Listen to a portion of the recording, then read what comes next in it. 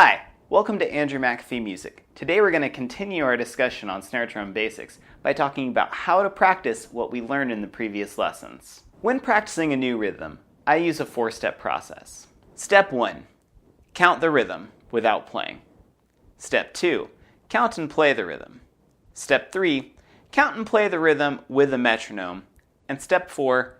Play with a metronome while still counting in your head. It should be noted that during the first 2 steps, a little bit of hesitation may be necessary and may actually be good for you. Practice makes permanent, and when you're starting out, it is very important to make the connections between the rhythm you see, the counts you say, and the stickings that you use. So practicing this too fast without hesitation may lead to a lot of mistakes becoming permanent. After you've completed steps 1 and 2, you're ready to move on to step 3, using the metronome.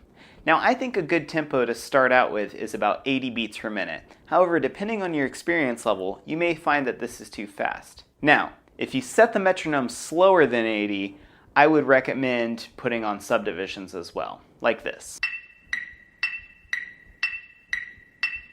Now, for steps 3 and 4, what you're focusing on is consistency.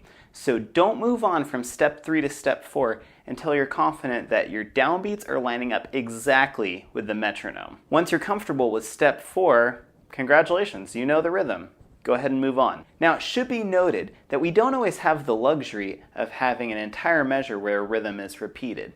So for more applied practice, there's a couple things you can try. For example, make yourself some rhythm note cards. First, make 4 note cards for each of the rhythms that we've talked about. On one side, draw the rhythm along with the counts and the stickings. On the other side, just draw the rhythm. Start with a pile of only a few rhythms and pull out 4 cards randomly. Now, when you're first starting out, it's okay if you place them down with the counts/sticking sides facing up. Next, you're going to learn the measure of music that you just composed. Eventually, you want to get to a point where you have every rhythm you know in the pile.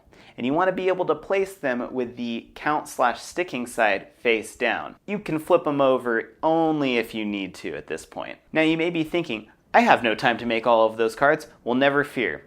In the description, there's a link to a PDF that you can print out double-sided and then cut into fourths, and then you'll have your own rhythm note cards. More importantly than using the note cards, you should go out and buy a snare drum book. I would recommend either the Mitchell Peters Elementary Snare Drum Studies or the Alfred Drum Method Book 1. I've included links to both of these books in the description. I suggest you purchase one of them and just start practicing those pages. If you come up to a rhythm in there that you've forgotten how to count or how to stick, remember that I also have the master PDF of rhythms and stickings in the description. That concludes our 3-part fundamental rhythm series. If you like this video, please remember to comment, like, and subscribe. Also, stay tuned for more episodes. I'll be posting videos regularly covering a wide variety of percussion topics. Thanks so much for watching. See you next time.